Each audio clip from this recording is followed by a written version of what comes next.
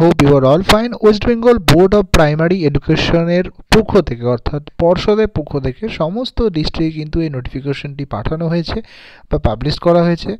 নোটিফিকেশনটির অর্থ এই 2022-এর যে চলতি নিয়োগ প্রক্রিয়া চলছে প্রাইমারিতে, সেই নিয়োগ প্রক্রিয়াতে বিএড 2020-22 সেশনে যারা প্রার্থী রয়েছেন এবং তার সঙ্গে যারা ডিএলএড প্রার্থী রয়েছেন এবং এনআইওএস এর যারা ডিএলএড প্রার্থী অর্থাৎ 18 মাসের কোর্স নট রেগুলার, তারা কিন্তু এই প্রসেসে এবং তার সঙ্গে স্পেশাল এডুকেশন বিপিইএড এরাও কিন্তু এলিজিবল নয়।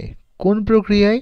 2022-এর যে নিয়োগ প্রক্রিয়া, সেই নিয়োগ প্রক্রিয়াতে কিন্তু যে সেশনটা বললাম 2020-22 বিএড ডিএলএড এবং তার সঙ্গে স্পেশাল এডুকেশন বিএড এবং তার সঙ্গে বিপিএড প্রত্যেকটা কোর্স কিন্তু এলিজিবল নয়।